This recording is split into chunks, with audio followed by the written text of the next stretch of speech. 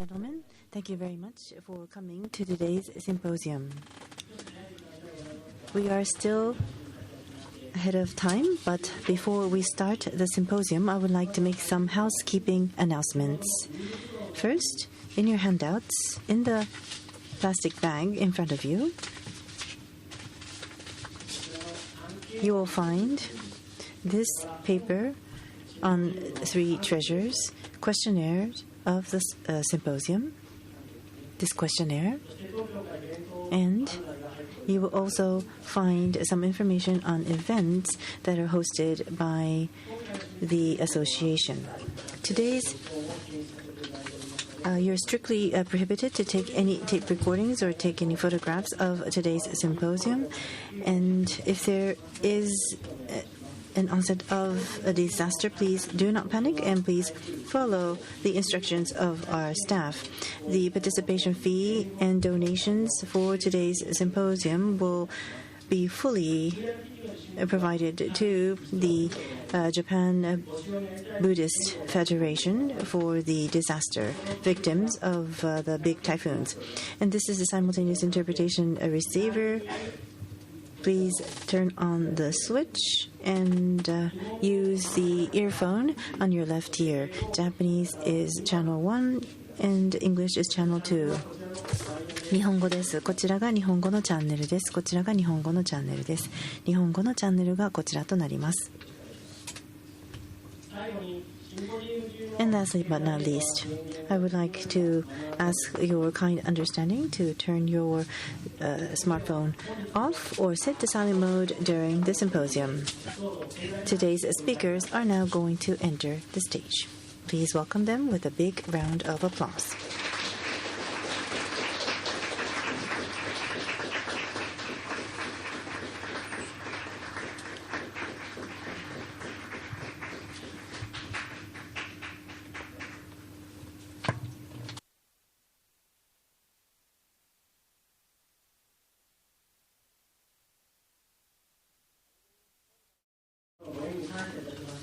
In appreciation for today, I would like to read out the 3 faith statements, the 3 treasures.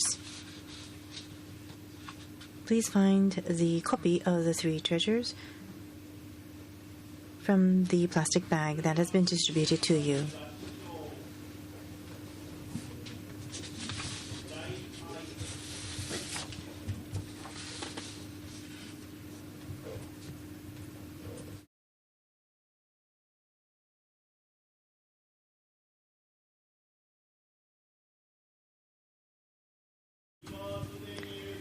Difficult is it to receive a human form.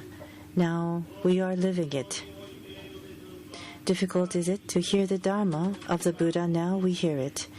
If we do not cross over to the truth, to the present life, in what life shall we cross over? Let us with sincerity and true reverence take refuge in the 3 treasures of the truth. I take refuge in the Buddha. May we, together with all sentient beings, awaken to the great way of enlightenment and to the unsurpassed intent of Amida Buddha. I take refuge in the Dharma. May we, together with all sentient beings, enter the storehouse of the Dharma, becoming like the wisdom ocean. I take refuge in the Sangha. May we, together with all sentient beings, become units in true accord, in harmony with all things. The peerless, profound, and wondrous Dharma is rare to encounter, even in many hundreds and thousands of kalpas. Now we are privileged to hear and receive it. Let us thoroughly understand the true meaning of the Tathagata teachings.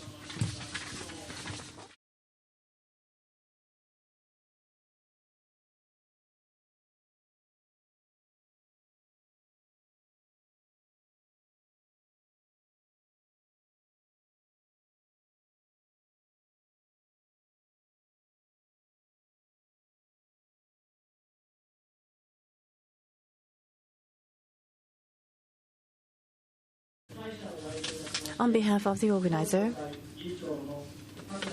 I would like to invite Shoryu Katsura, President of BDK, to say a few words of greeting.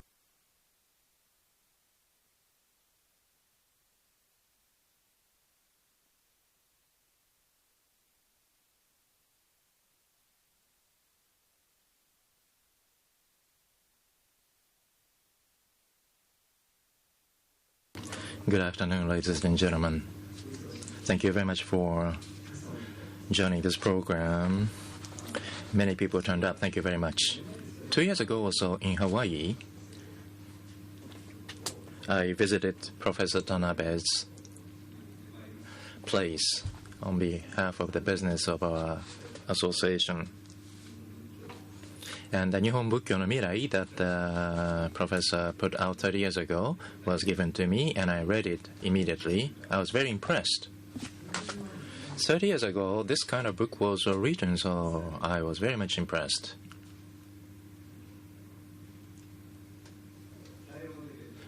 Diamond Head Sutra that the professor wrote, the Buddhist canon, is available. I don't know whether it is out of print, but in the second-hand bookstore you may still get one. And I read it, and I asked him to come to Japan to talk about the future of Japanese Buddhism.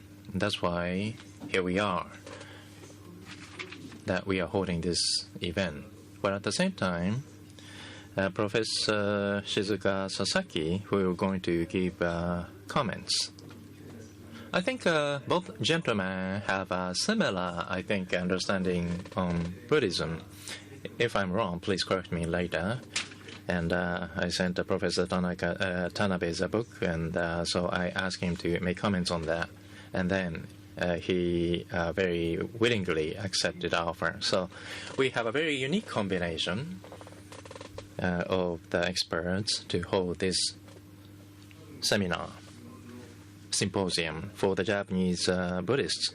There may be some sensational comments that may be made, but once again, thank you very much for joining today's program.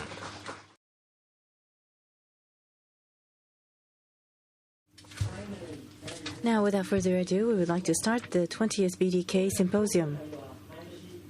In our association, we are holding 2 to 3 times symposiums every year.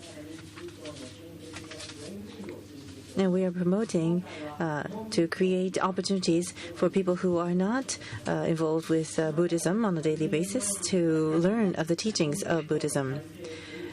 30 years ago, a book was written called Nihon Bukkyo no Saisei. This is the book. As our president mentioned earlier, surprisingly and quite wonderfully, it predicted the crisis and the challenge of Buddhism in Japan. And the writer of this book, Professor Emeritus of the Hawaii University, Professor George Tanabe, will be giving a keynote speech for 60 minutes, followed by a discussion between Professor Tanabe and Professor Sasaki. Professor Tanabe, the floor is yours.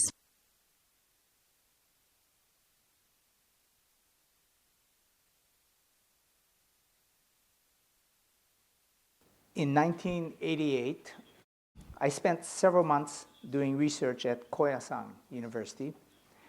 And when I returned to my room at night, I was bored. And so I started writing down some of my ideas about the decline of Japanese Buddhism in Hawaii.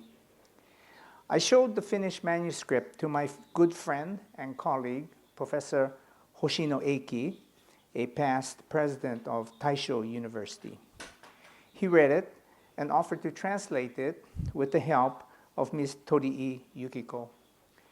Professor Hoshino introduced me to Kosei Shuppan, which published the manuscript under the title Nihon Bukkyo no Saisei in 1990. All of this happened almost 30 years ago. Since my retirement from the University of Hawaii in 2006, I have been working with Bukkyo Dendo Kyokai, and for the past 2 years, it has been a pleasure to work with Professor Katsura Shoryu, president of BDK Japan. I gave a copy of Nihon Bukkyo no Saisei to Professor Katsura, and he thought it might be interesting for me to give a talk about it here in Japan, and to have Professor Sasaki Shizuka respond. I want to thank Professor Katsura for inviting me to give a talk about my ideas, even though they are over 30 years old, and many of my ideas have changed. This has been a good opportunity for me to revise some of my ideas. I also want to thank Mr. Aoki Harumi, Executive Director of BDK Japan, with whom it has also been a pleasure to work with. I apologize for having to deliver this talk in English, and I am deeply grateful to Mr. Ogi Naoyuki for his translation into Japanese. I wrote this book at a time when temples were in serious decline because they could not attract younger members. This book was my attempt to analyze the reasons for the decline of temple Buddhism, and also to make suggestions about how to revive temples by creating a Buddhism suitable for the present and the future. As it is with creating anything new, this meant that sometimes we have to break from the past, even as we honor the past. As you will see, some of my ideas are radical. In Hawaii, I am known as a radical critic of temples, but ministers and members all remain my friends, and they continue to invite me to work with them. They know that my criticism is not meant to destroy, but on the contrary, to help them survive and grow.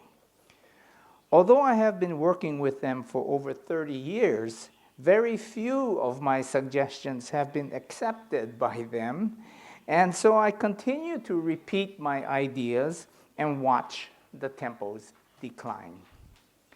5 years ago, I visited a temple and met with 4 older women, one of whom said very proudly that she was the youngest member of the congregation.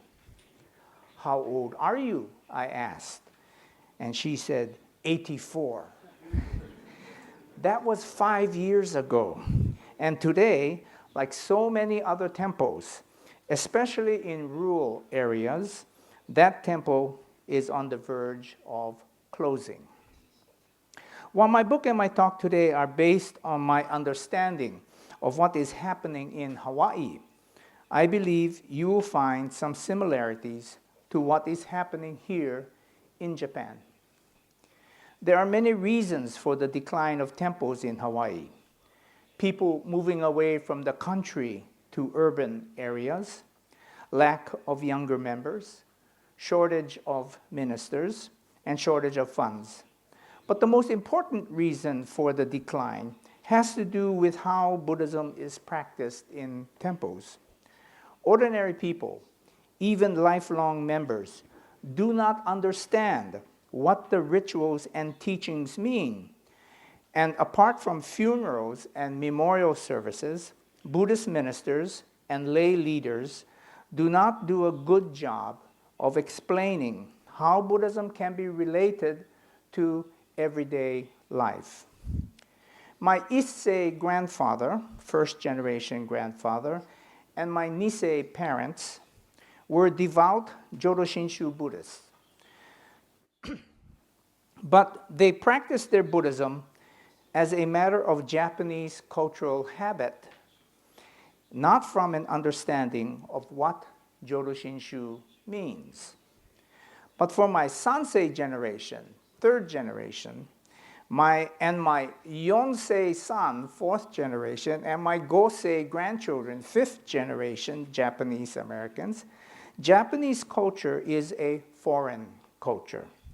Like most American families, my family is very diverse and includes people of Japanese, Chinese, Native Hawaiian, Portuguese, Filipino, and Caucasian ancestries.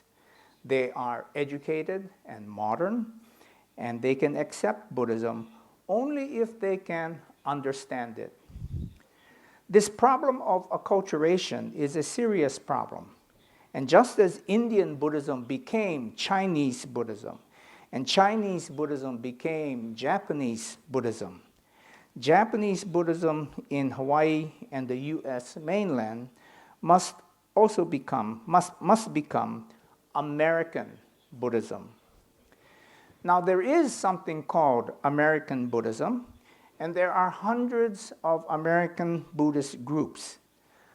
But Japanese Buddhist temples are not part of this American Buddhism, and temples remain very ethnocentric and institutionally tied to sectarian organizations in Japan. Older Japanese Americans make up 90% or more of most kyodan. Non-Japanese, that is to say, most Americans, including younger Japanese Americans, do not feel comfortable in our old-fashioned Japanese temples. While much has been done to Americanize Japanese Buddhist temples, there remains much more work to do, especially with rituals.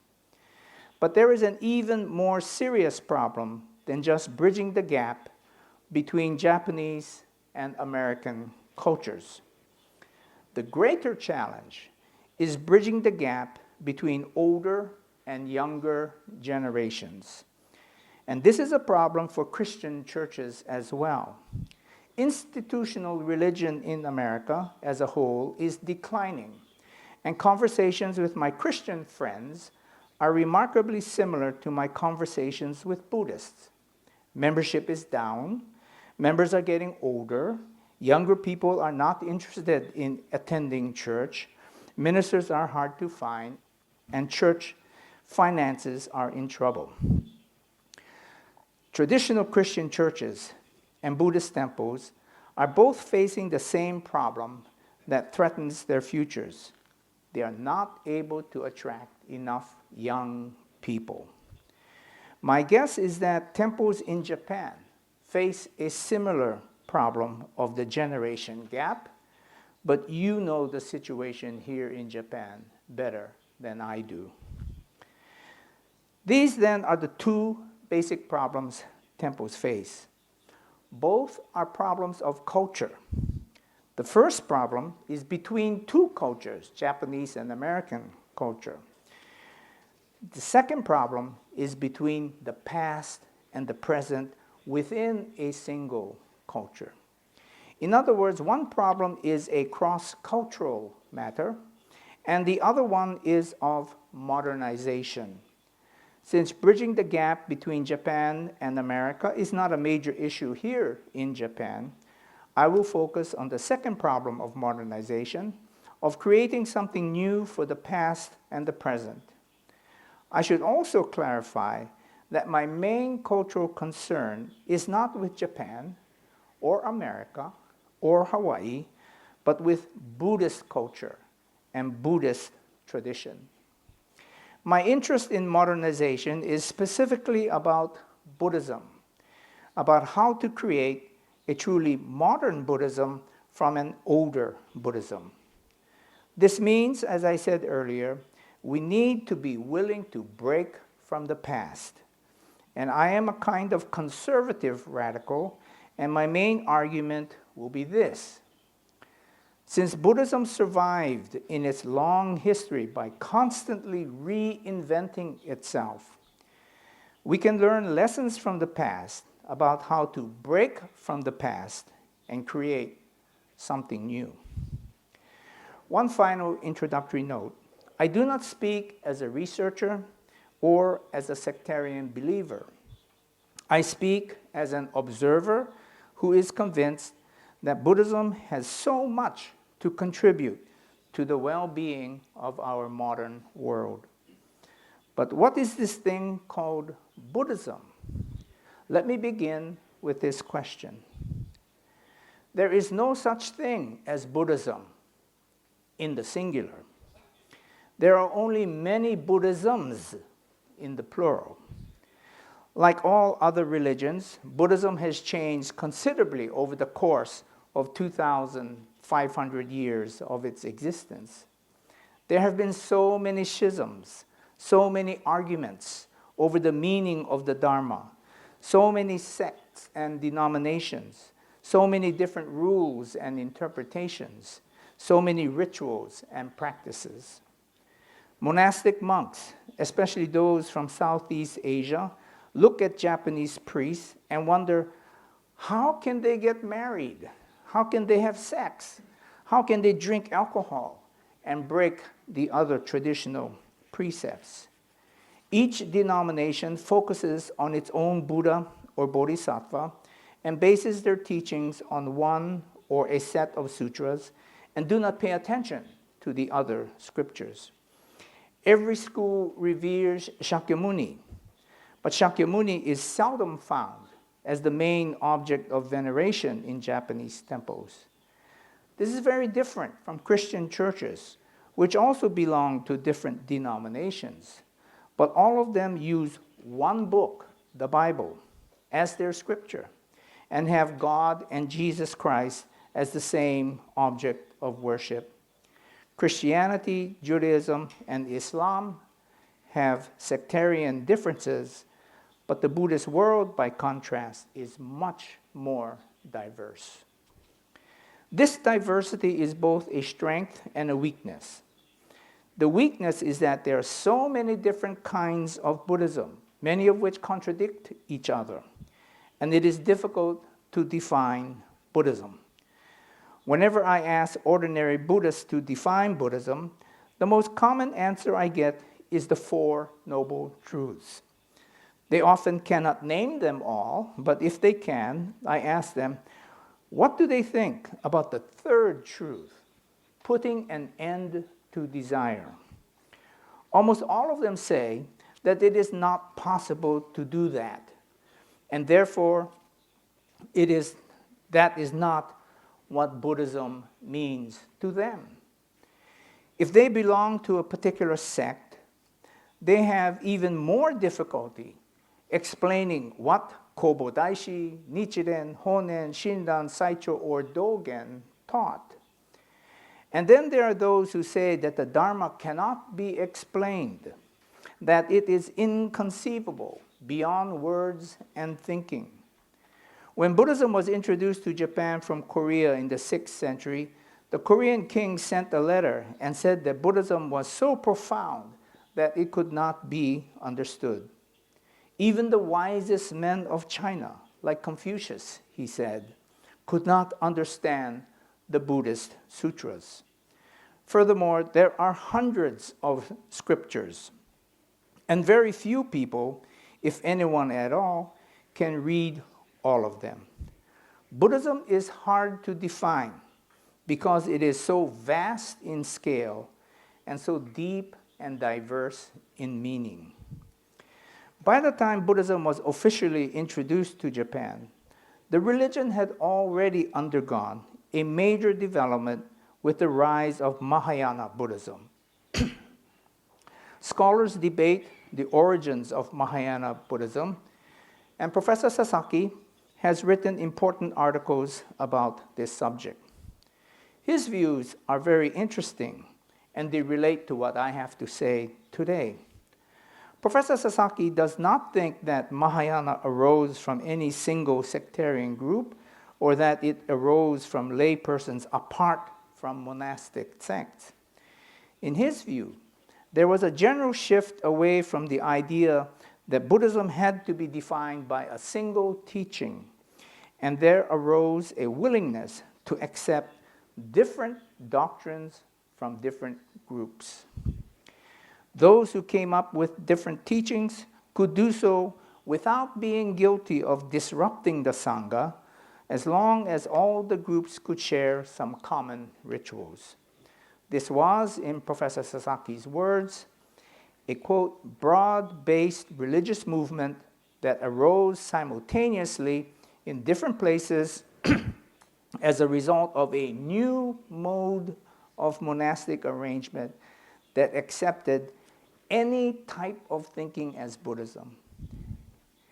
Professor Murakami Shinkan has argued that even before the rise of Mahayana Buddhism, early Buddhism itself had an openness of mind, which allows for free and liberal thinking and the creation of new ideas and expressions.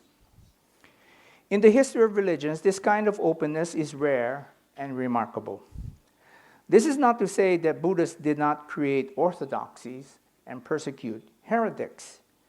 As it is in other religions, there is an emphasis on right thinking as opposed to wrong thinking.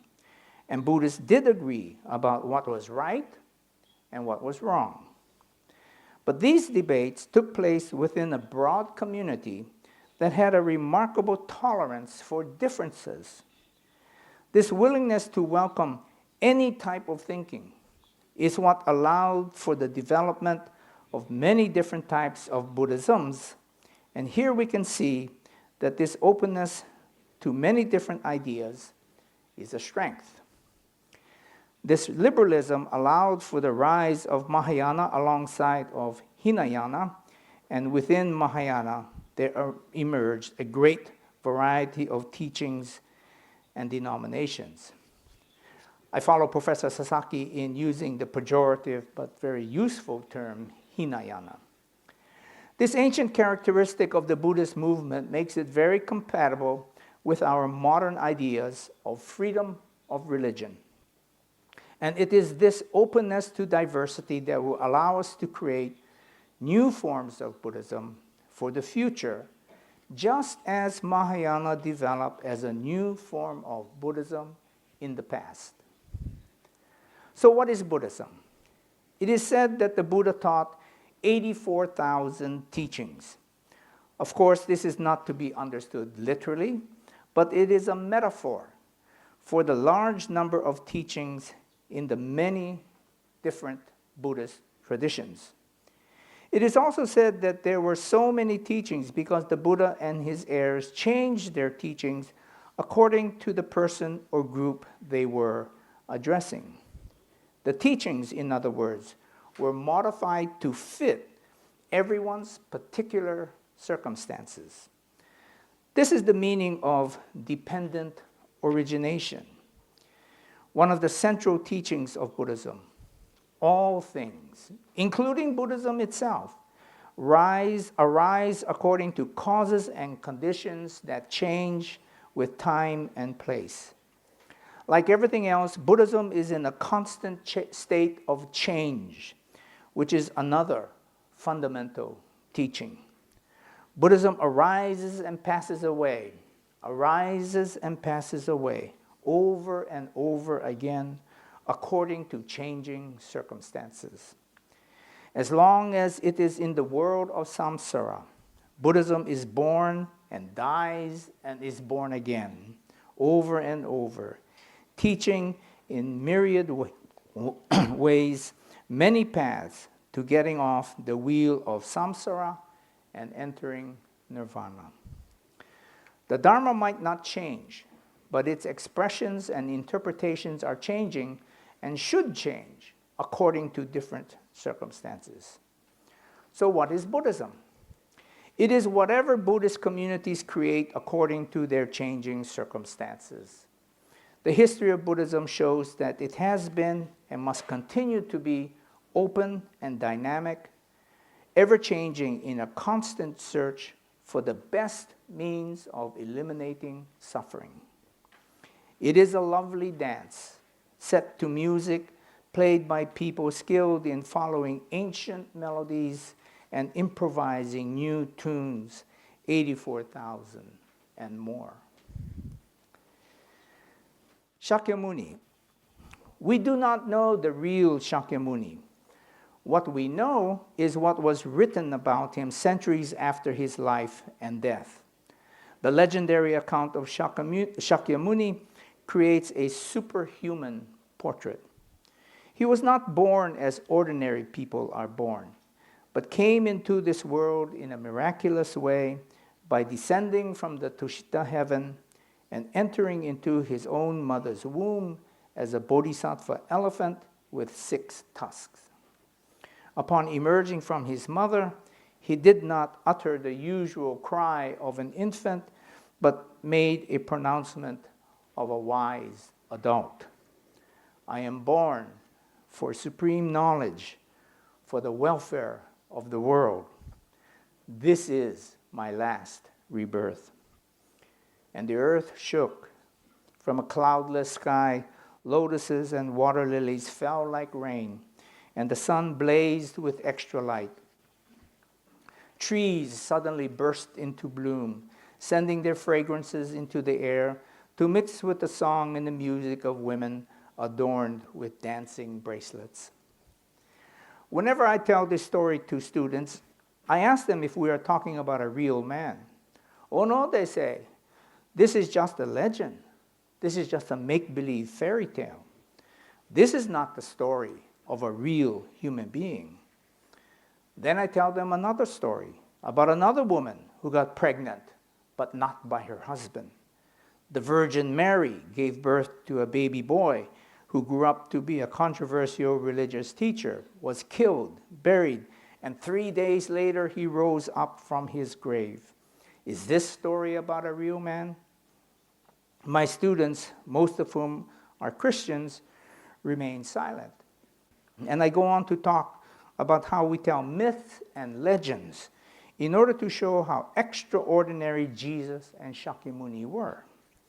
We do not accept these fantasy stories as literally true, but we understand them as beautiful religious tales based on imagination rather than fact.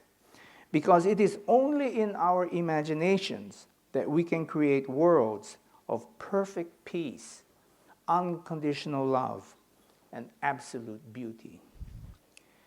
Fantasy is extremely necessary for our lives. We must never give up on our dreams for putting an end to suffering, dreams of achieving world peace, ending hatred. We know in the real world it is not possible to do all of this, and so we accept these dreams as ideals. We understand that ideals by their very nature cannot be achieved, and we should not fool ourselves into thinking that we can achieve them. But we should never abandon our ideals, because ideals give us direction in life, pointing the way to a more perfect life that we will never experience, but one to which we can move closer and closer. We will never achieve world peace, but we should not stop in our efforts to get there. Our dreams and fantasies are ideals showing us the direction we must move in. The mythic life of Shakyamuni shows us the way to the ideal of putting an end to suffering.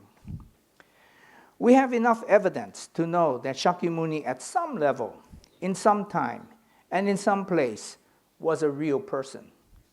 And although we cannot find that real person buried in legends, it is those legends that tell us what is really important about Shakyamuni.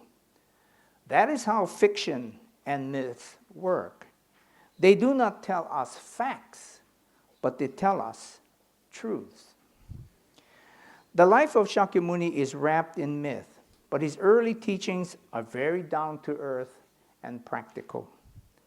Later Buddhism, with all of its philosophical and metaphysical theories about the nature of the world, the functions of the mind, is very complicated and gives Buddhism its reputation for being difficult to understand. But the early teachings are very easy to understand. Take the Dhammapada, for example, and its wonderful passage about how hatred cannot be overcome by hatred, how only love can overcome hatred. This is an ancient truth, says the Dhammapada, and it is still true in our own time. It is a truth that is very easy to understand by anyone in any place, but it is a teaching that is very difficult to put into practice. How can we love those who hate us? While it is not possible to put this teaching into perfect practice, it is, as I said, an ideal that should never be abandoned. The ideal is codified in the doctrine of karma, a fascinating and sometimes complex idea with a very simple message: do good and do not do evil. Several centuries after Shakyamuni, Mahayana Buddhism arose and introduced major innovations.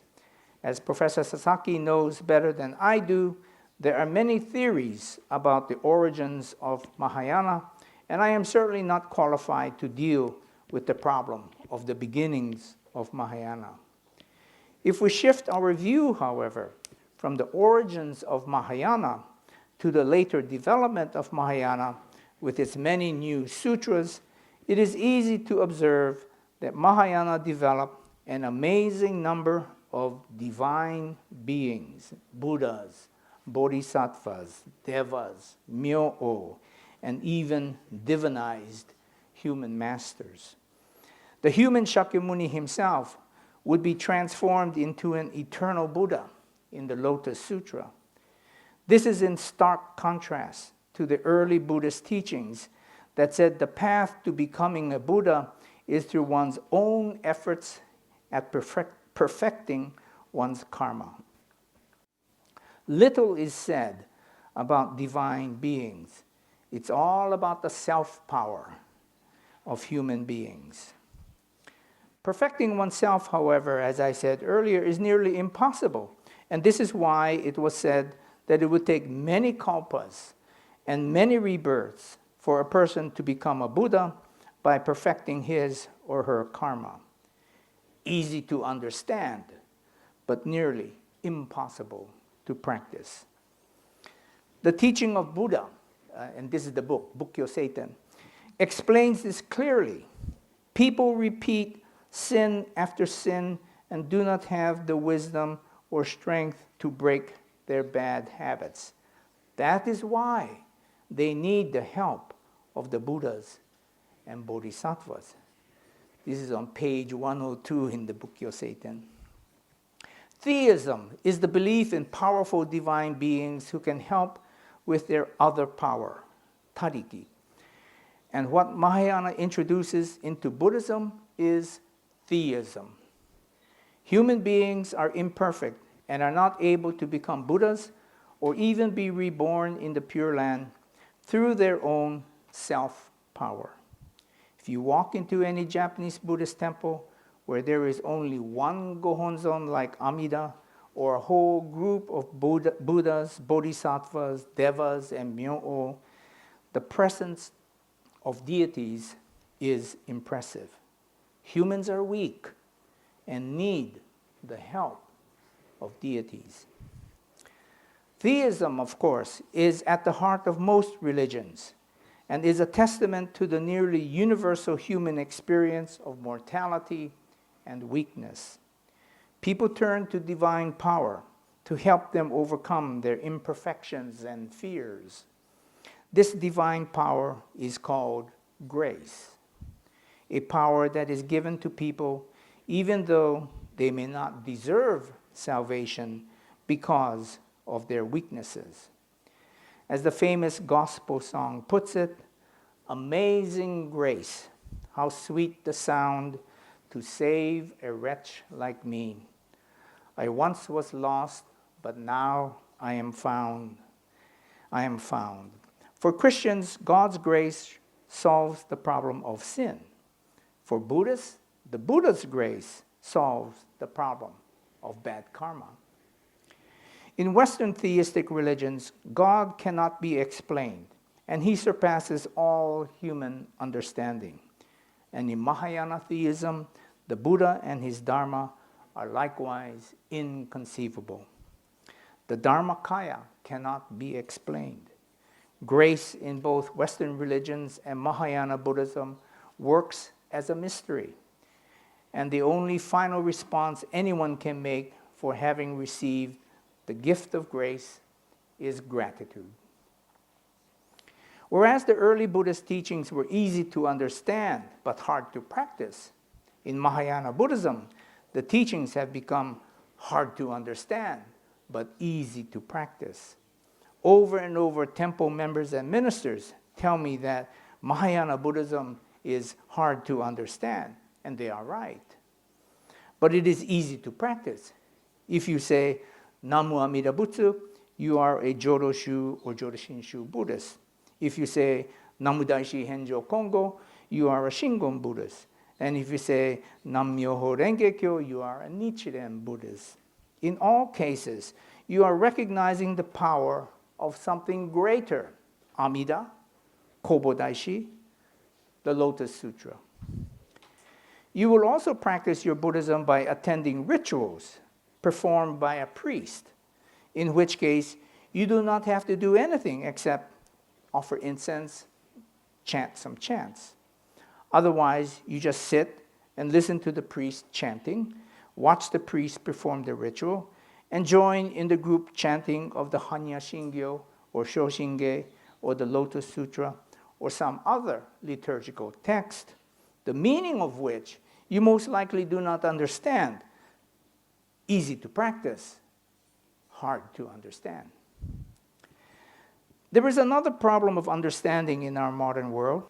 As science and technology have become increasingly important parts of our lives, people are turning away from their belief in divine beings.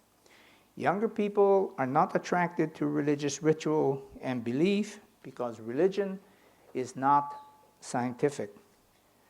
Actually, there are many areas in which Buddhist philosophy can be seen as compatible with modern science. And again, Professor Sasaki has addressed this.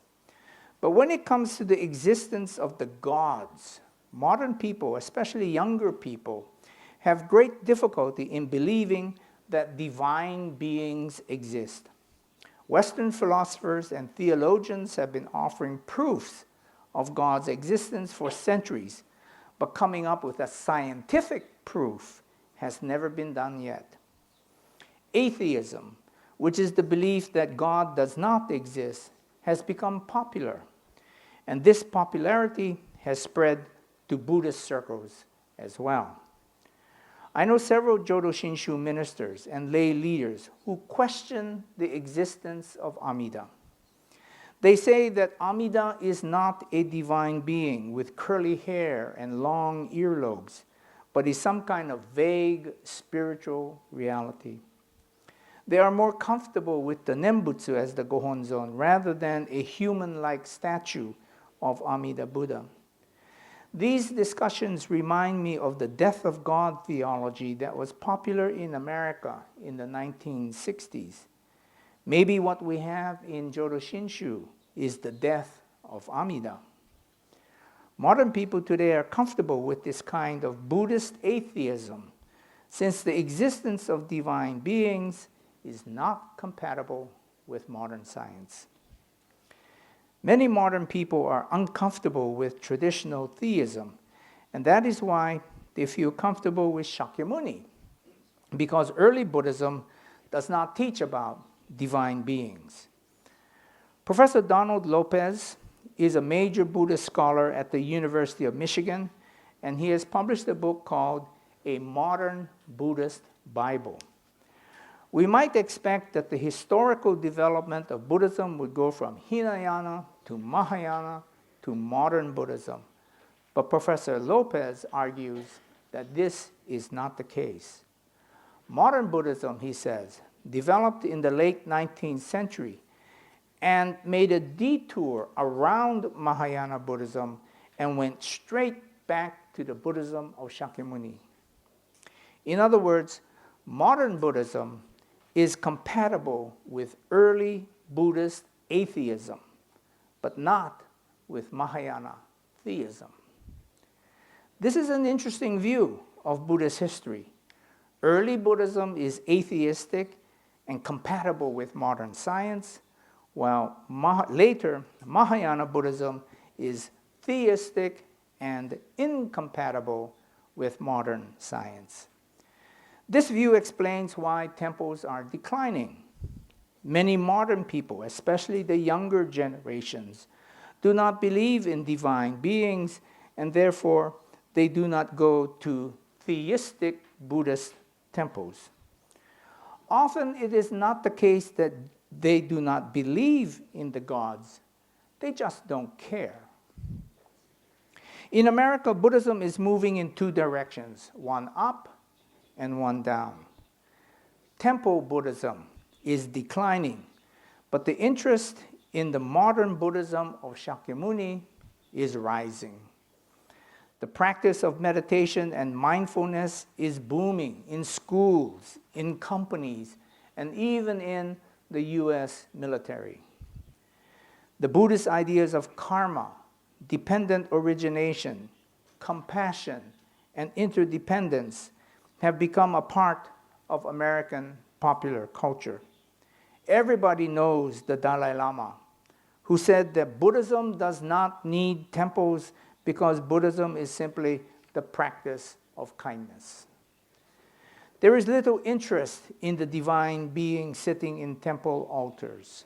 Modern society has become increasingly secularized.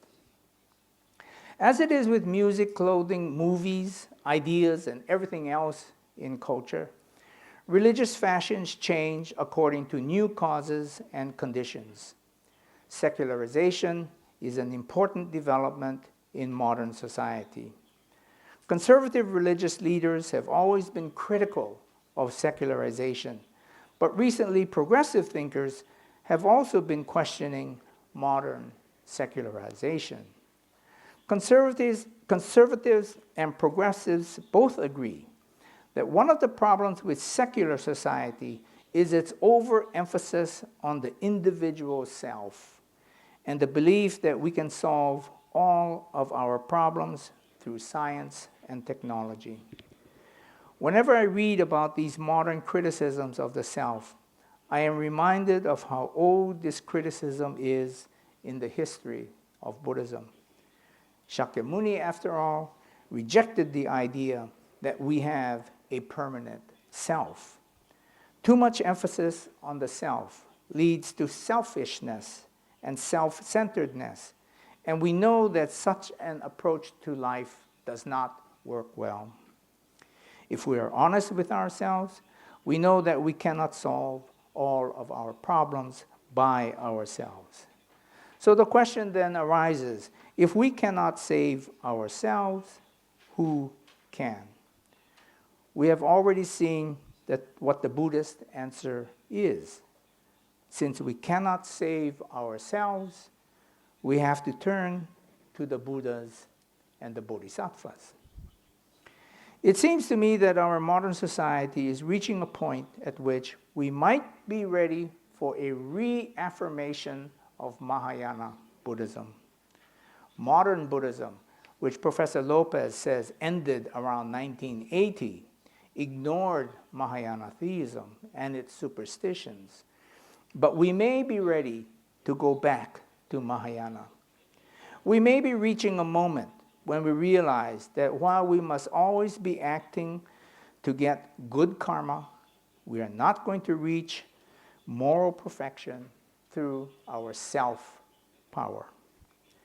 We may be realizing once again that we cannot be our own gods who can save ourselves.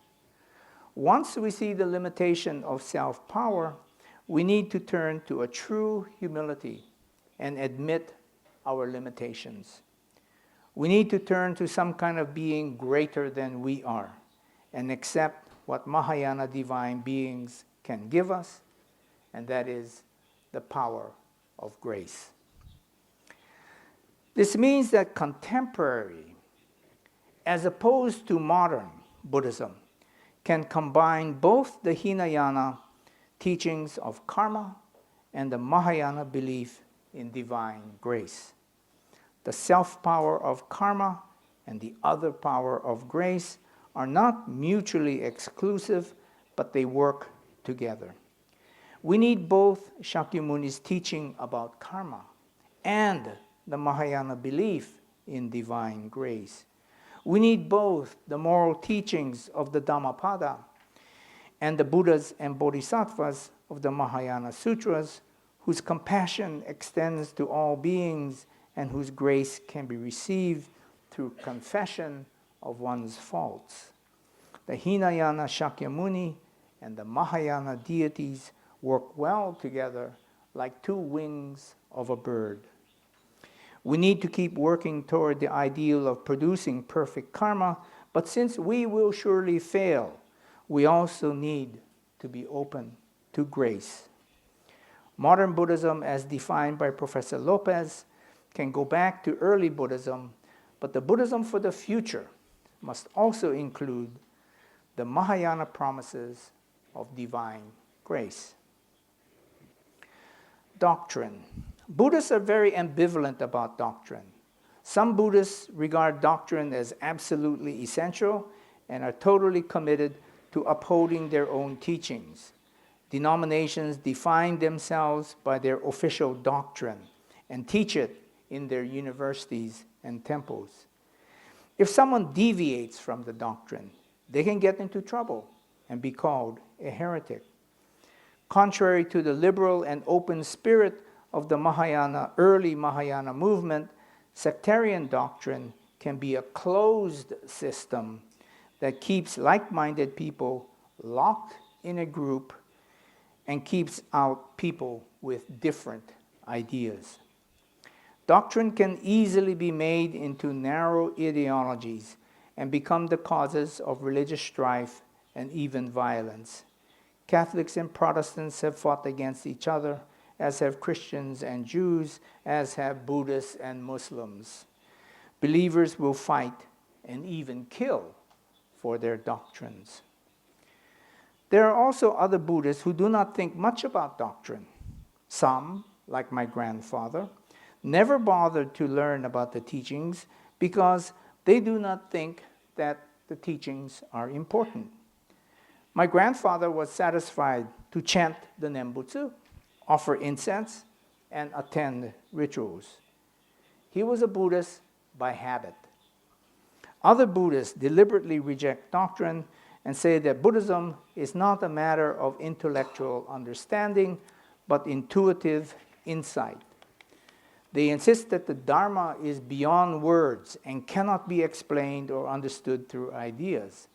They like to tell the story of how the Buddha gave a sermon, not by talking, but by holding up a flower in silence. Or they talk about how Buddhism is transmitted directly from mind to mind.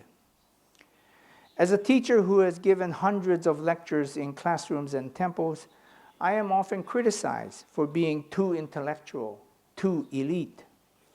Ordinary people, however, even the uneducated, learn through explanations and words. I would have been fired from my job at the university if I stood at the front of the class and held up a flower without saying anything. Ordinary people talk and think, and that can only be done through words. Great spiritual masters might be able to grasp the truth through silence, but ordinary people cannot. The way of silence is the elite way. The way of intellectual understanding through language is for the masses, the ordinary people. We control the world through the power of language to describe the world as it is and to make it better. We use the languages of science to understand diseases and to cure them, to build bridges and buildings, to manufacture incredible machines like airplanes that can fly through the sky faster than birds. With the discovery of language, human beings could understand and control the world by naming things. This is a tree, this is a rock, a woman, a child, a friend, an enemy. We were even able to understand our values and feelings. This is good or bad, and I feel happy or sad. Language allows us to master the world as it exists, but it can also do something even more amazing. It can give us the power to create realities that do not exist in our world. Suppose a stranger comes to my village and asks me, "Where is the spring water?" Now, I know that the spring water is in the valley, but for some strange reason, I say to him, it is up over there on that hill. The stranger thanks me and heads up the hill, and I am amazed at what I have just discovered. Just by using words, I can make the person believe there is a spring on the hill when I know there is no spring on the hill.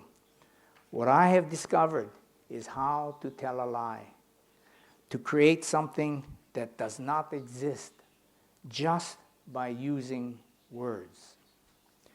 Using language to create something that does not exist in the real world is the essence of religion. Religion is a language system that creates worlds that are more perfect than the world we live in. This is an amazing discovery, and we write hundreds of books to describe incredible realities of peace, happiness, eternal life, a heaven if we are good, a hell if we are bad, and most joyful of all, a life without suffering. A life without suffering seems impossible in the real world, but if you are interested in this fantastic ideal, then read the language of the Four Noble Truths or the descriptions of nirvana.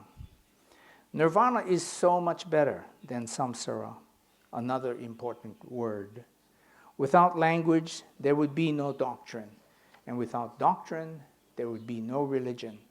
And that is why religions create sacred books and revere words as scripture, the words of scripture as holy and divine. Since religious language creates realities that often cannot be verified in the real world, it is important for us to distinguish between scientifically verifiable doctrine from those that cannot be verified. The language of unverifiable doctrine should not be understood as literally true. Unverifiable Mahayana theistic language works as a myth, a dream, fantasy, fiction. Amida's existence, for example, cannot be scientifically proven, but that does not mean that we should reject Amida and replace his statue with something else. The value and power of Amida lie exactly in the scientific fact that Amida is a fantasy. If we insist that Amida is literally true, then we will alienate scientifically minded people. But call Amida a fiction, and modern scientists will agree. In my discussion about Shakyamuni, I have already mentioned how fictions and fantasy do not tell facts, but tell truth. Murasaki Shikibu, the author of the Tale of Genji, understood this clearly, even back in the 11th century. In the Fireflies chapter, Genji criticizes Lady Tamakazura for reading fiction, which come from someone's imagination and are no different from lies. Tamakazura argues back, saying that the stories are full of truthfulness. Genji admits that he too likes to read fiction, and that to dismiss them as lies is to depart from the truth. The Buddha, Genji says, did the same thing by speaking in parables and using expedient means, hoben. Buddhism is full of fictions that tell truth. The news media is filled with stories of religious violence. There are many complex political, economic, and ethnic reasons for religious strife, and among them is the role of doctrine. Believers who hold that their doctrine defines the absolute truth will not compromise with those who hold to a different doctrine of absolute truth. It is easy to see why people will use violence to defend what they think is absolutely true. But what if they understood that their doctrinal beliefs were actually fantasies? They are willing to fight for their doctrine, but would they fight for their fictions? Doctrines are necessary and useful for defining belief, but we should not believe in them as literal facts. There is a difference between knowledge and belief. As a Buddhist scholar once told me while we were enjoying our drinks, I believe in the Pure Land, but I know it doesn't exist. Sutras. Sutras are the sacred scriptures that are said to have been sermons preached by the Buddha. All religions have sacred scriptures collected into a canon, which is the official set of scriptures for a religion. All of the major Western religions have closed canons. For Christians, their canon is the New Testament, consisting of 4 Gospels telling the story of Jesus. Since their canon is closed, no more Gospels can be added, even though there are other Gospels that exist. The Hebrew Bible for Jews, the Quran for Muslims, are also closed canons. That is why all of those canons consist of 1 book each. Buddhism is the only major religion with an open canon, written and collected in several languages. There are multiple Buddhist canons that exist in Sanskrit, Pali, Tibetan, Chinese, and other languages, and they consist of hundreds of volumes. Bukkyo Dendo Kyokai, as you know, is committed to translating the Chinese canon, the Daizokyo, in order to produce an English Buddhist canon. The task is monumental, since the Daizokyo is so large.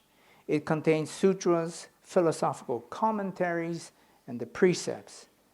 There are nearly 3,000 titles published in the 85 volumes of the Daizokyo, and so far, after 35 or 40 years of hard work, Bukkyo Dendo Kyokai has published 88 titles. At this rate, it will take us over 1,100 years to complete the translations. I hope we live that long. Buddhist scriptures are so plentiful in number and diverse in teachings that they could not have come from one person alone. Sutras often begin with the famous phrase, "Thus have I heard," Myōe Gamon, which implies that the sutra writer heard their teaching from Shakyamuni. We know, of course, that this is a fiction, especially with Mahayana sutras, which were written centuries after Shakyamuni died. There's been a long history of debate in Japan about whether Shakyamuni preached Mahayana or not. I understand the interest in trying to trace later teachings back to Shakyamuni, but I don't think it makes a difference one way or another, because the message of a sutra remains the same, whether Shakyamuni preached it or not.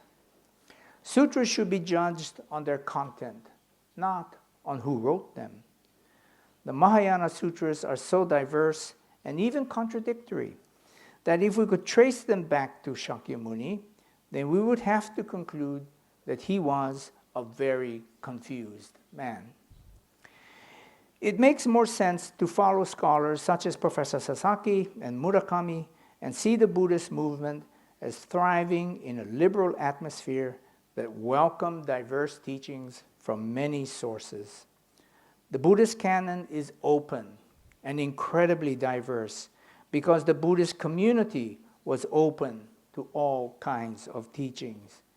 There is no central Buddhist authority telling everyone what to believe, what not to believe.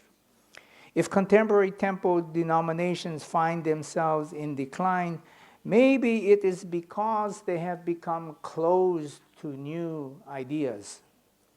We live in a world of rapid change, and modern businesses know that if they do not change, they will be left behind. IBM's motto was think, but Apple's motto is think different. Wang computers used to be standard, but Wang failed to keep up with change and no longer makes computers.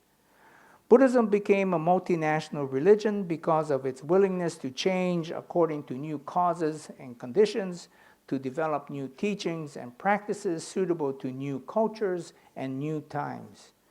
Traditions that do not change die.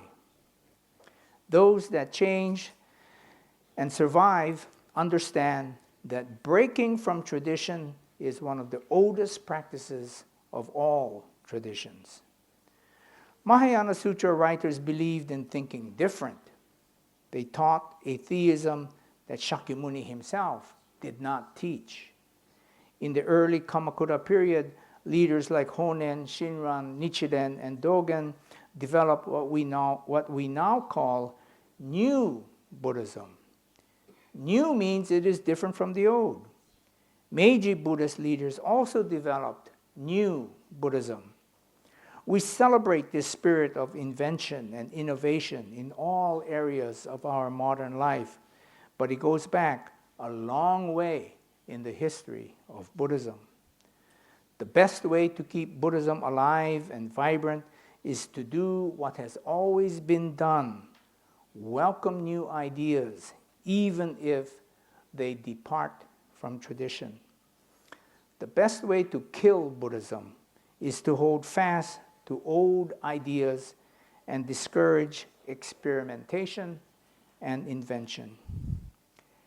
In my opening remarks, I've always pointed out the obvious fact that Japanese Buddhist temples in Hawaii are dying because they have failed to transform themselves into American Buddhist temples and have failed to shift from old-fashioned ideas and rituals to modern ones. By remaining conservative and tied to the past, temples are not serving the younger generation, and they will wind up killing Buddhism. This is an overly dramatic way of saying that the decline of Buddhism is coming from within Buddhism, as well as from social changes taking place outside of the temples. By preserving traditional practices and ideas and refusing to change, ministers and lay leaders are guaranteeing that Buddhism will not have a bright future. What is so sad from my point of view is that by being closed to innovation, they are not only damaging the future, but they are also betraying the past tradition of the sangha being open to new ideas.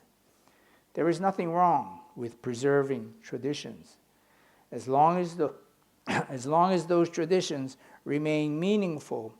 But once they become meaningless, then it is time to replace the old with the new. The best proof of Professor Sasaki's theory about Mahayana Buddhism's openness to new ideas is the existence of the Daizokyo itself. It is a supermarket of old and new ideas presented in thousands of texts written by people, many of whom are unknown. Were they bodhisattvas? Were they enlightened? Maybe, maybe not. But as it is with the question of whether Shakyamuni was the source for Mahayana or not, it does not matter. What matters is the content of what they wrote. The real question is not who wrote the sutras, but what do the sutras say? Are the sutras useful and wise for our own time? We are the only ones who can make that judgment by reading the sutras, and we do not need to know, especially since in most cases we cannot know who wrote them. Whoever they were, we are grateful for their willingness to have given us an amazing supermarket of diverse ideas. Even if they wrote as faithful disciples of masters, they still wrote as individuals. And in the end, it is their individual interpretations and authority that they give to us. We, in turn, have the wonderful privilege of choosing which sutras are useful and wise. And in so doing, we exercise our own knowledge and authority. We can choose which sutras to accept, which to ignore. As Honen said in his Senchakushu, the path of the holy sages was taught so that it could be rejected in favor of the easy path. As the sociologist of religion Peter Berger has written, truth is a matter of each person's choice. The Daizokyo is a celebration of the creativity of individual writers and readers. It is an open canon in an open religion. This remarkable characteristic of Buddhism is not only old and traditional, but it is at the same time entirely modern and contemporary. We too value that each individual can contribute to our community in his or her own way. The future of Buddhism will depend upon keeping the canon open, and the way to do that is to keep writing new sutras. If we say that new sutras cannot be written, then we will be closing the canon. As an experiment in keeping the canon open, I wrote a new sutra. Professor Katsuda mentioned it. I wrote a new sutra called the Diamond Head Sutra, because I'm from Hawaii. The Diamond Head Sutra, because it is set in Hawaii, and it is included in Nihon Bukkyo no Saisei. I wrote it so long ago, I had forgotten what I wrote. But in preparation for this talk, I read it again. And I must say that I am not impressed with it, and I find it kind of embarrassing. However, I do not regret having done it, and I tell myself that at least I tried to keep the canon open. Of course, it is one thing to write the sutra. It is another thing for the community to legitimize it by adding it to the canon. My sutra has not been accepted, and it remains illegitimate. But many people should be writing sutras, just as many people did in the past, and the sangha community can then decide which one to add to the canon. If anyone should say that ordinary people like you and me do not have the qualifications or the authority to write sutras, we should remind them of the old Mahayana belief that everyone has the Buddha nature. As you can see, my ideas about the future of Buddhism are based upon my understanding of how Buddhism developed in the past. My ideas might seem radical, but because they are based on past practices, they can also be seen as conservative. Let me end by summarizing my main points. Buddhism. Buddhism is an open religion that welcomes new ideas. Following its own teaching that everything changes, Buddhism in the past thrived in different cultures and times through its willingness to adapt and change according to new circumstances. Buddhism must continue to remain open to change if it is to survive into the future. Shakyamuni. The early Buddhist teachings of Shakyamuni are based on the idea of karma and the importance of doing good works. There was no teaching about how divine beings can help us. Mahayana Buddhism arose with new ideas of how we can be helped by divine beings. We do not have to choose between Hinayana karma and Mahayana grace because we can accept both. While our modern tendency is to bypass Mahayana theism, which many regard as superstitious and unscientific, we can embrace both. The challenge, however, is to create an understanding of divine beings as being useful fictions, not literal facts. If we can create a new understanding of divine grace and how it works, we can revive and refresh Mahayana beliefs and combine them with Hinayana moral teachings of karma to create a Buddhism for the future. Modern Buddhism, as described by Professor Lopez, ignored Mahayana theism, but future Buddhism must embrace it. Doctrine. In order to revitalize Mahayana Buddhism, we need to interpret doctrines in ways that are consistent with scientific ways of thinking. Too many doctrines are not consistent with science and reason, but instead of throwing those doctrines away, we can still make good use of them by accepting them not as literal truth, but as useful fantasies. Here again, we can use an old teaching and say that doctrines are not literally true, but are expedient means, hoben. Following the example of Hikaru Genji, we can say that Buddhist doctrines are fictions, but to discard them as lies is to depart from the truth. This is an old lesson that can be applied to the future of Buddhism. Sutras. The open Buddhist canon is unique among the canons of all religions. Its large size is staggering. Its diversity is overwhelming. Certain groups set limits on their canon, and the Pali canon, for instance, is technically closed. But the canon as a whole, especially the Mahayana canon, is open, or as Professor Paul Harrison of Stanford University has written, it is functional.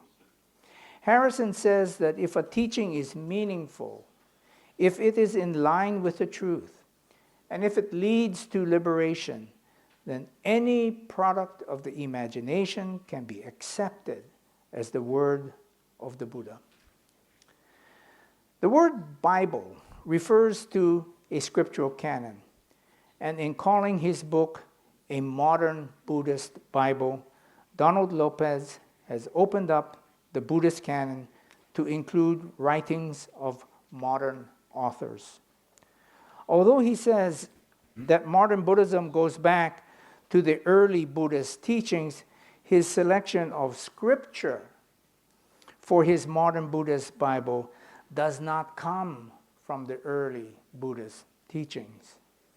All of the writings in his book, the Modern Buddhist Bible, all of the writings come from the 19th and 20th century authors, such as Helena Blavatsky, Dharmapala, D.T. Suzuki, Alan Watts, Allen Ginsberg, Thich Nhat Hanh, the Dalai Lama, and other writers who explain Buddhism in rational, non-theistic terms.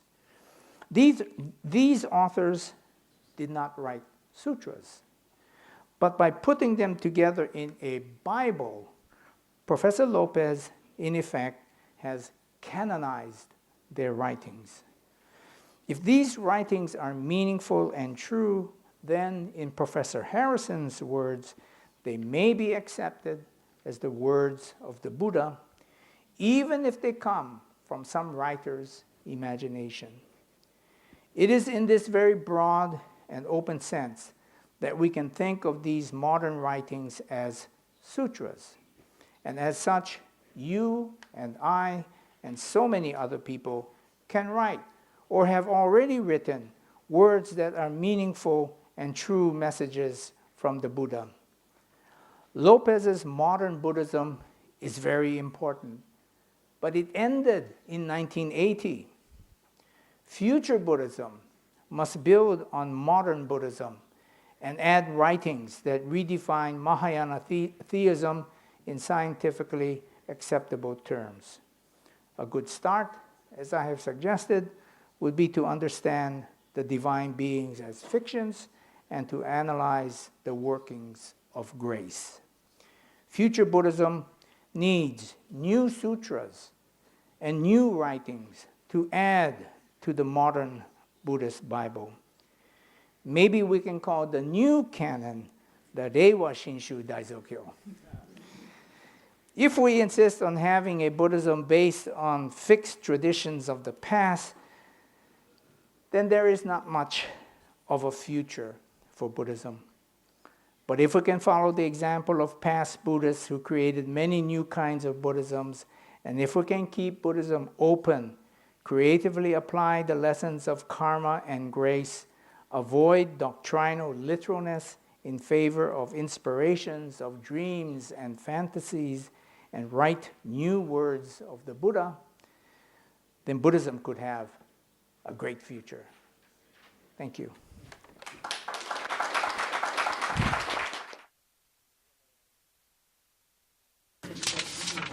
Thank you very much. Please go back to your seat, Professor. Thank you.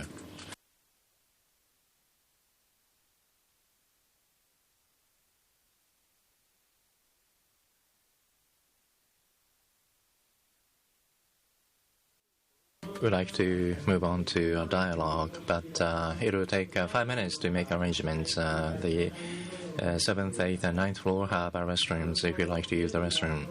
Once the arrangement is made, we would like to get down to a dialogue. Thank you. So we'll take 5 minutes break.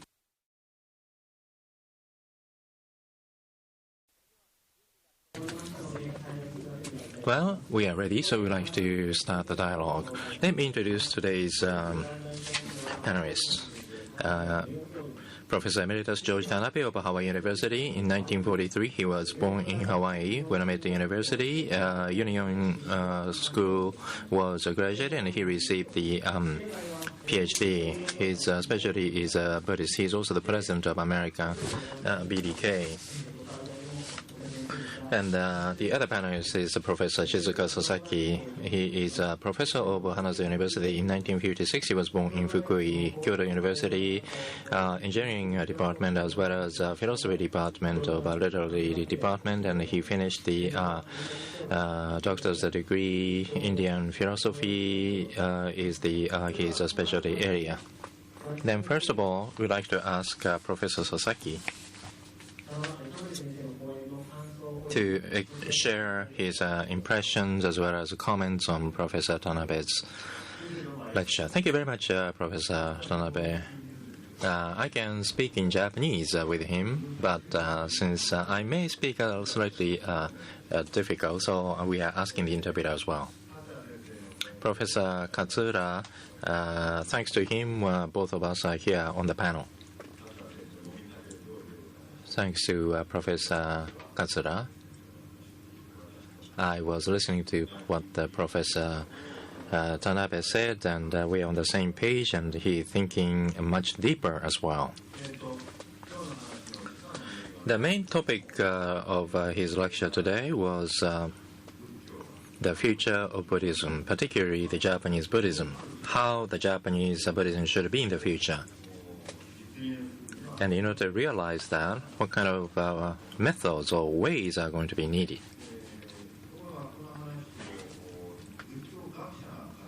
When Buddhist scholars talk about this theme, then they can bring up old books and say, well, in the old days this was, it used to be like that, and so why don't we stick to that? And they quite often talk about something unrealizable. If the monks in the temples talk about this theme, and they would say it is indeed true that the Japanese Buddhism is on the decline because the number of people who come to the temples has been declining, and those donations have been declining as well.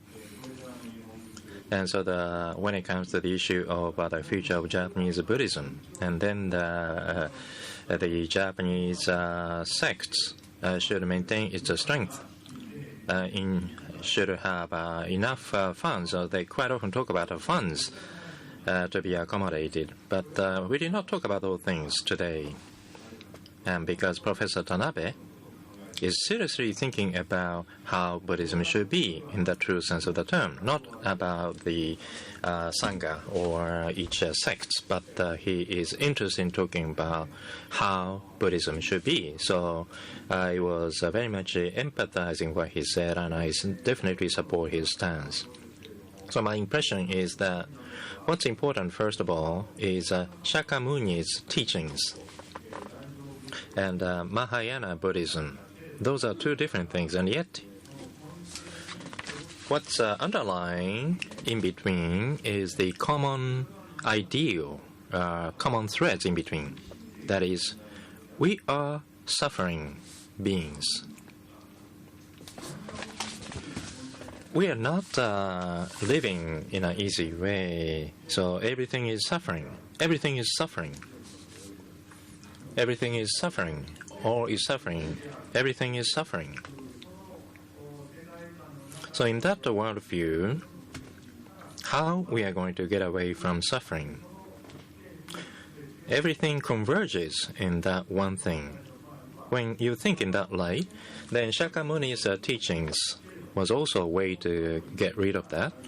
And Mahayana Buddhism that came at the later stage also worked toward the same goal. However, the ways were different. So, however, there is a consistency of the underlying thread, and that's what the Professor Tanabe said. So when we think about the future of Japanese Buddhism, the very fundamental thing, that is the principle of Buddhism, at the very underlying principle, need to be realized in the contemporary society, so we can be very clear about that.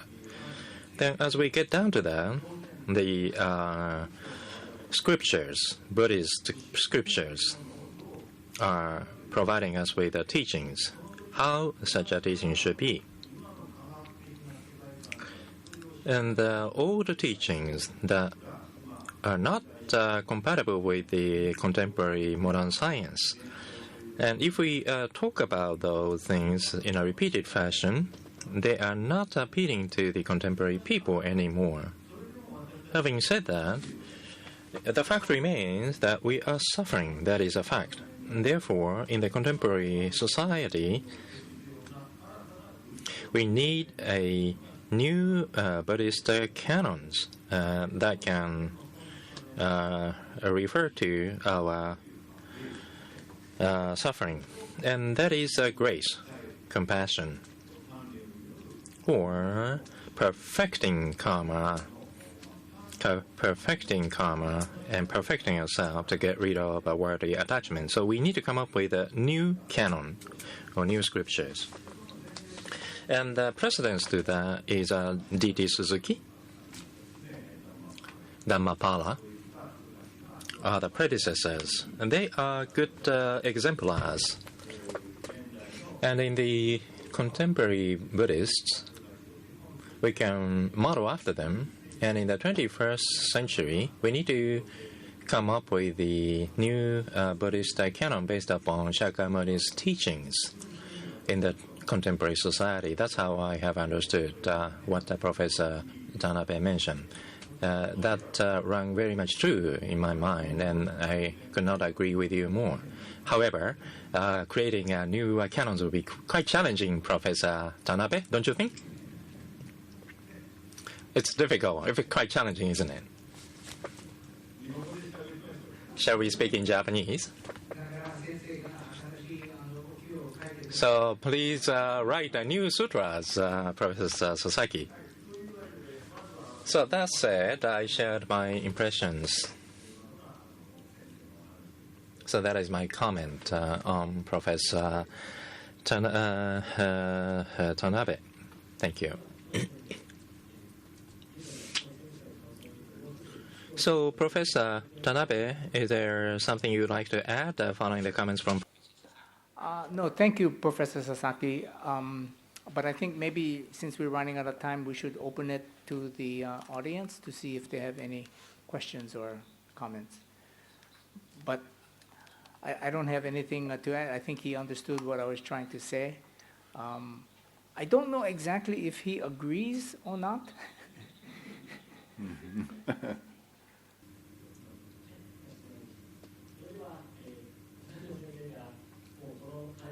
Well, the dialogue is open to the floor now from the two professors. They mentioned that. So if you have any questions, please raise your hand. If you have any question, please raise your hand.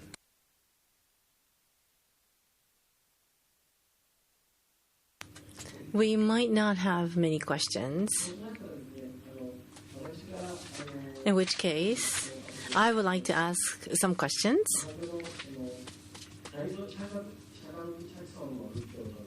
Shakyamuni Hinayana and Mahayana Buddhism can coexist. This was what you mentioned in your presentation. Could you elaborate a little bit more on this point? I think this is the great challenge for future Buddhism, is to bring the two together. But actually, in the history of Mahayana Buddhism, there is a lot of the early teachings already in Mahayana. So this is not something new, but it is something that we need to, make it really clear, because on the surface, they are contradictions. I save myself by creating my good karma. That's one way. And the other is I am helped by some kind of kariki, some kind of other power from a divine being. So how those two actually, work together, even though we find those two already in Mahayana Buddhism, I think what we need to somehow explain is how they can work together, and we need to explain it in a way that ordinary people, especially young people, can understand. It's an old problem in all religions, actually. It's not just Buddhism that has to try to explain self-power and other power. But I think what we need to do is to come up with a more clear explanation of how those two work together. And that is the challenge for future Buddhism.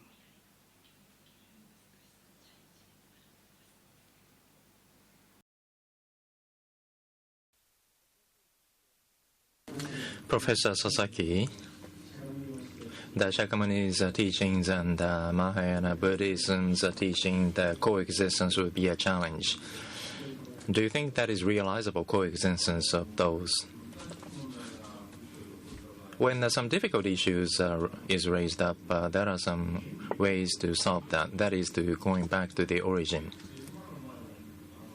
For example, the Mahayana scriptures are correct, or the Agon Sutras are correct. It's not enough to simply to have a debate over those. Whether they could coexist or not, when we think about that, we need to get back to the source of the origin of those sutras. That is the purpose. That is to eliminate the suffering. The Shakyamuni's Buddhism, in the old day Buddhism, how to get rid of suffering is that no one can help you. So self-power was needed to eliminate the worldly attachments. But as you work on it, then you would realize you cannot get rid of the worldly attachments through such asceticism. You cannot get rid of the worldly attachments or bondage of passions. And therefore, people come to think about the grace, compassion. And by utilizing others' power, you eliminate the worldly attachment. So basically, the same purpose. If you eliminate the one and the other side will be rejected, no, it's not mutually exclusive. It will be possible to make both of them compatible. A specific example would be, in the ideal sense, the Senshu monks' practice. This is ideal.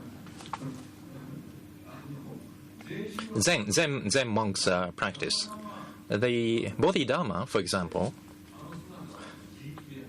is a self-power. He tries to sit in front of the wall and no one is helping. Bodhidharma is not thinking of saving other people. Bodhidharma was concentrating on eliminating his own worldly attachments or bondage of passions. But through the meditation practice, and they were working toward the elimination of worldly attachments. And that effort, that style of living, will be beneficial to other people, showing the way of living on their part. So, going through a practice, asceticism is one way, but to helping others and live and let live concept of more Mahayana can coexist with each other. But explaining that is very difficult. To explain that properly is exactly what Professor Tanabe says is a new sutras that should be created.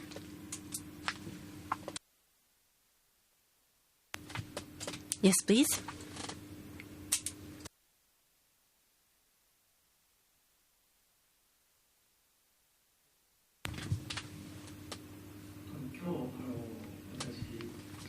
Today, I came to this seminar because I am involved in life sciences in Kyoto and Kyoto University. Staff members want to hire competent people from Tokyo, and they're holding very big event. And speaking in front of high school students to please come to Kyoto University to study. And quantum science, Schrödinger wrote a book called What is Life?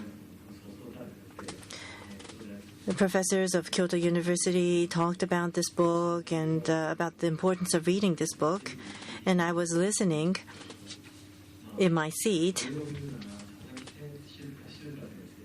And I was thinking, Sai no Tsuno, the rhinoceros horn, written by Professor Sasaki, that should be the book that the students should be reading. And today I came here to listen to you and Christian churches in the United States. According to what we heard today, there's a decline in the number of young students attending churches, and we're seeing the similar situation in temples in Japan. And science and money, that's symbolic of our times today. For us, human beings, science and money has become so important, and this is seen not only in Japan, but in other parts of the world. And that reminds me, Blaise Pascal, who wrote a book on Pantheon. He was fragile physically, and he was a genius in science and math. And in the Pansei, which was about belief in Christianity,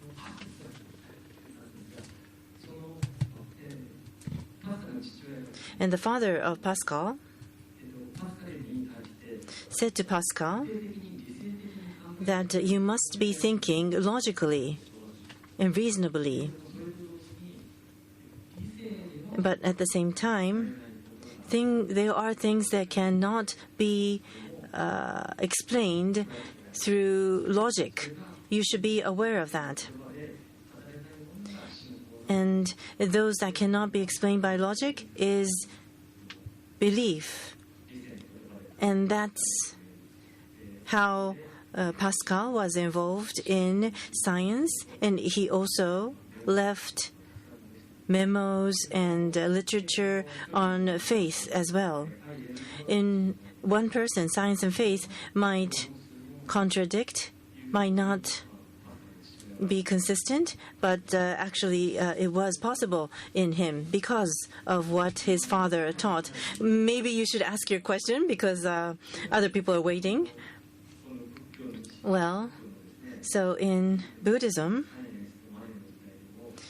in science, in money's times, science or logic and faith can coexist, I believe. And I would like you to perhaps elaborate, share with us your thoughts on this.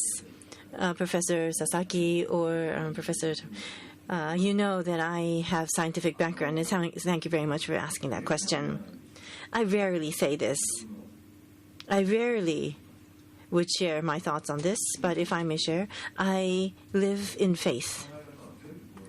All my thinking is based on logic, and of course it's physics and quantum science that makes everything move in this world. I don't think that there is God, and I don't think that there is heaven, because this is something that cannot be proven by science. That's why I do not think of such things as truth. But even myself, with such belief,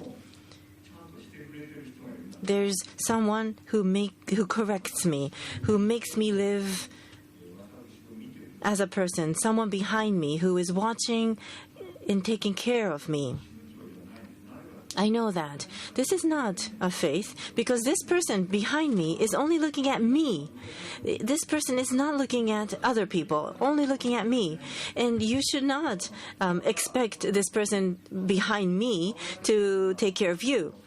I am being taken care of by this person. Why don't you ask him? I have no intention of creating a group for that. So it's not a religion in that sense. It's my faith. It's not a religion, though. So I don't see much point in sharing this, but just because since you asked this question, I am talking about this and sharing with you my thoughts and my faith, but I always keep this as a secret. But this is my faith, and this is what I have as a faith in living. But I admit that there are others who have a similar way of thinking. Maybe not exactly the same belief, but there are people who live in the same way, and that is common sense. We are in the 21st century, and by living in such a way, there are many people who feel that they are being saved. And that's why religion is necessary in the 21st century, and even more in the 22nd century. I didn't come here to talk about such serious things, but sorry about that. Yeah, may I add something? Professor Sasaki was a chemist before he studied Buddhism. And I asked him earlier when we were talking, why did you change from chemistry to Buddhism, study of Buddhism? And he said he was very terrible as a chemist. So he turned to studying Buddhism. But we have another professor here, Professor Sakuma, from who is interested in science and Buddhism, and especially about the Buddhist ideas and theories about the mind and how the mind works.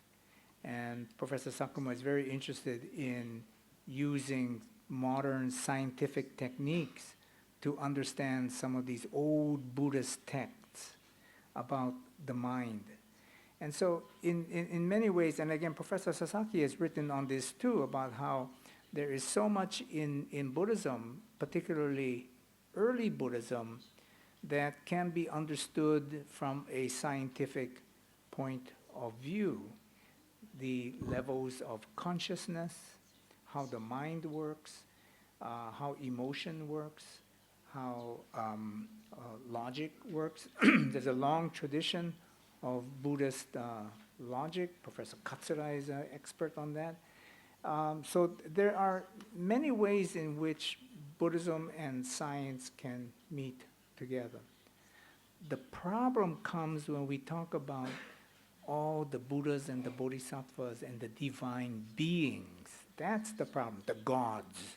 That's where it's very hard for science to explain Amida or to explain some of these divine beings. And what I try to suggest is that we cannot explain, I'm going to use Amida as an example, we cannot explain Amida through science. But we can take a scientific point of view simply by saying Amida is a fiction. I think the scientists like Professor Sasaki, the chemist, not the Buddhist scholar, but the chemist, would probably agree with me if I say Amida is a fiction, Amida is a fantasy, Amida is not, real and logical in that sense. So in that way, science, the scientists and the Buddhists can agree if we say that some of these divine beings are fictions. And what this means is that we need to come to an understanding of how fiction works, how fantasy works, how important fantasy is. And this is what I try to explain in my talk, that we can make science and Buddhism compatible when we talk about the divine beings by saying that they are very useful. It's like poetry or novels. They are very useful, even though they're not real. And so we can somehow make Buddhism more compatible with science.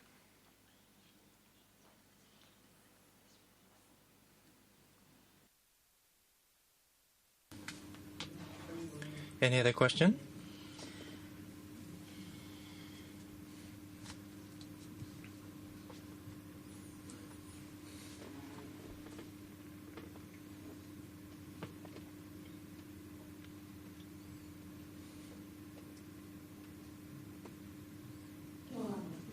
Thank you very much for the wonderful talk, Professor Tanabe. In the contemporary society, the issues that I'm aware nowadays are diversity, how to accept diversity. Japan has various issues over diversity, I believe. For example, if you think your idea is correct, and there are some opposing ideas or different ideas, when those different ideas are expressed, sometimes those people who express different views are criticized or attacked. And even when you're aware of diversity, still various conflicts do occur. You want to accept diversity, and yet it is very difficult to accept diversity. There are many people like that, and there are many situations like that. For example, nationalism is emerging. And expression of freedom, for example, is related to some inspection, censorship, for example. Sort of censorship is emerging as an issue in Japan as well. So when it comes to diversity, diversity is emphasized as, however, how to accept diversity in the real society, to realize that. So on that point, is there any wisdom from Buddhist point of view? Are there any good teachings on diversity?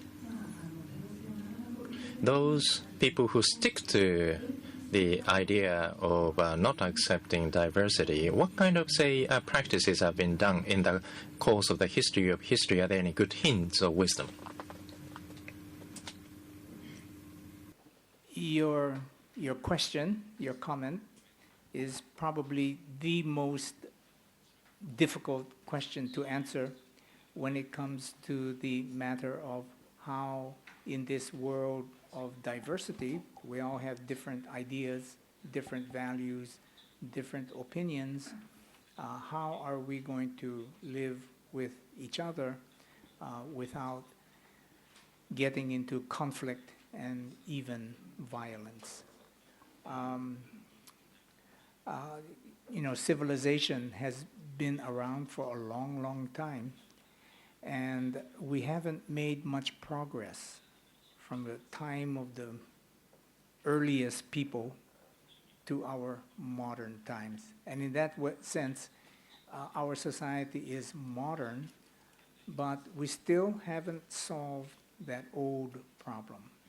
The usual way we solve the problem of our differences with each other is violence. And so if I disagree with you or you disagree with me, if we get into some kind of conflict, we have not really found a solution for how we can resolve that conflict without turning to violence. We are still, if you look at the news every day, we are still trying to deal with diversity, to deal with different ideas, to deal with people we don't agree with, to deal with people we don't like, by attacking them. And the country I come from, America, we're really good at attacking other people. And we really need to find a better way, an alternative way. But don't forget, Japan too was really good at attacking people too. I mean, you have your own history of that failure to deal with diversity. This is the most difficult problem to solve. And you ask, does Buddhism have anything to contribute?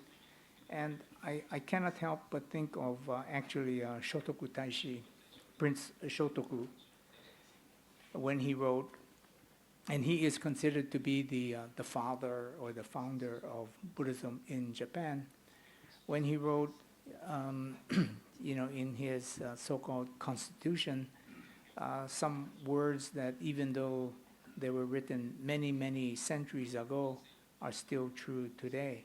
And that is, we must somehow deal with people that are different, who are different from us. Again, diversity.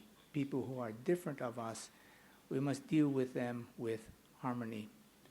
And we must remember that we are not always right, and they are not always wrong. And we are like, as he said, people caught in a ring, a circle. And so we are actually have very common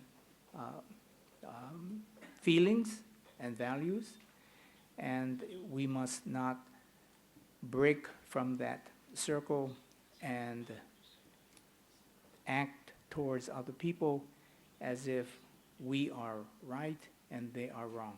But that's the hardest thing to do. I mean, I know I'm right. Everybody else is wrong, especially my wife. Very hard to do. Very hard to do. On even just the everyday level, and then you go up to how we deal with each other in our communities, how we deal with each other within our countries, and then between countries. Yeah, so it's so I guess my long answer is I don't know how to answer your question. But we just have to keep working at it, and the ideal.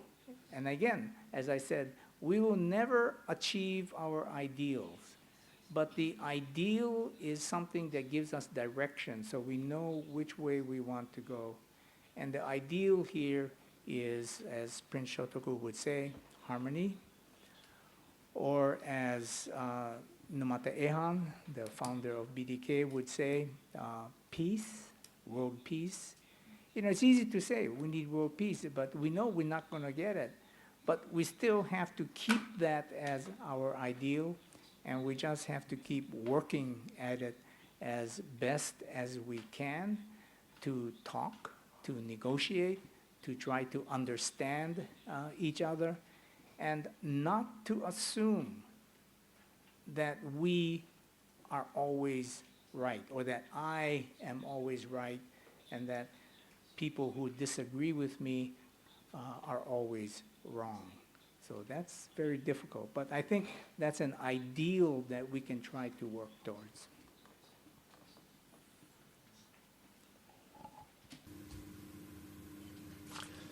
Thank you very much. Do you still have time? Then let me give you my comment on that particular question. I love the essence of Shakyamuni's teaching, particularly the old Buddhism is something I like very much. And the humanity that the Buddhism talks about, what's the nature of humanity? I think that Shakyamuni's teachings is very helpful.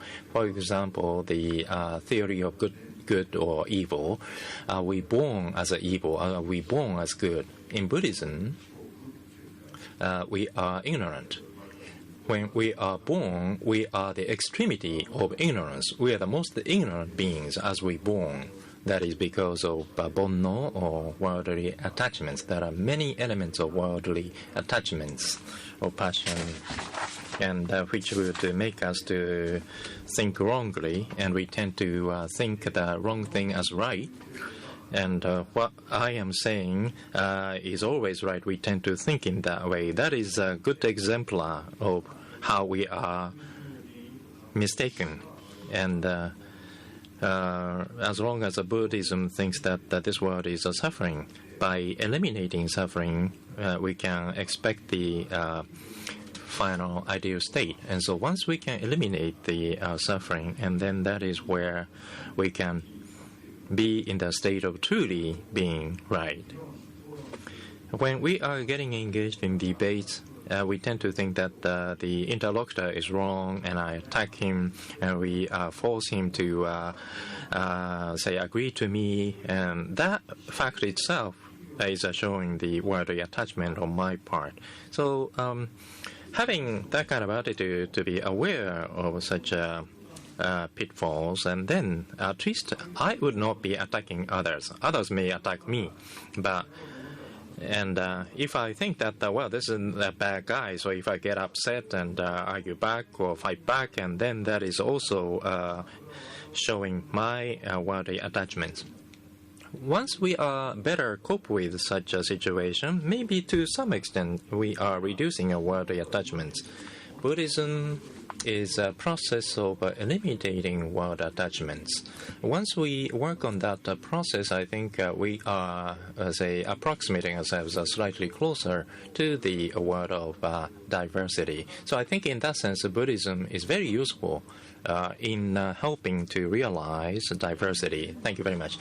Yeah, you asked, does Buddhism have anything to teach us? And following on Professor Sasaki, I would say very simply, or cite the teaching from the Dhammapada, one of the earliest books of Buddhist teachings.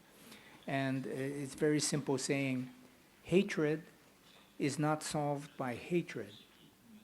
Only love can solve the problem of hatred. And the Dhammapada adds, this is an ancient truth. It's true back then, it's still true today, I think.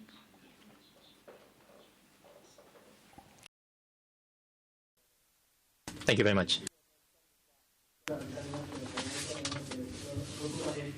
I think we can go on and ask questions, but it is now time for us to conclude our seminar today. The future of Buddhism was the topic of today's symposium. 30 years ago, Professor Tanabe actually predicted what it would look like today, and maybe you can predict what Japanese Buddhism will look like in 30 years from now. So I would like to make this the last question for today. In 30 years from today, how will Japanese Buddhism look like? I would like to have comments from both of you before closing the symposium. 30 years from now, I will be 105 years old.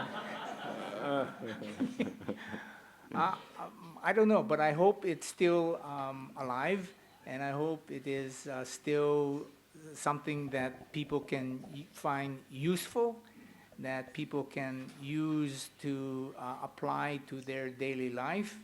And, one of the reasons why I am putting so much work into Bukkyo Dendo Kyokai is because I think Bukkyo Dendo Kyokai is contributing a lot to explaining how Buddhism can be used in this practical kind of a way in solving the kinds of issues that we face in our everyday lives. So I hope in 30 years, when I'm dead, you might still be alive, but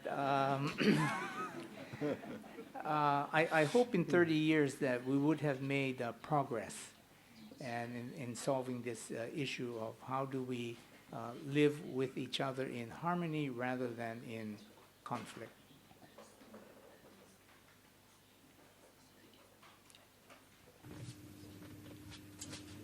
Professor Sasaki, do I also have to speak? Well, one thing I can say for sure is that we're all going to be old. 30 years. For sure. and many of us will be dead. But instead, new generation people will be here. One thing that will not change is that we will be suffering from the same sufferings. Same things, because we are human beings. Sufferings that comes out from being human beings will be sufferings that new generation people will be suffering from. And Bukkyo Dendo Kyokai, next generation people, will be asking the same question, how can we be revealed? And whether it be 30 years into the future, 100 years into the future, or 10,000 years into the future, there is only the same way to erase this sufferings. And therefore, teachings of Buddhism will be the solution. And therefore, Buddhism will exist, will thrive. I don't know about Kyodan. I don't know about the members. But Buddhism will survive. Buddhism will survive. Thank you very much. By you living another 30 years, you'll be able to see for yourselves whether what they've just said has come true or not. So with this, we would like to conclude today's 20th BDK Symposium. The two speakers are now going to leave the room. Please join me in a big round of applause.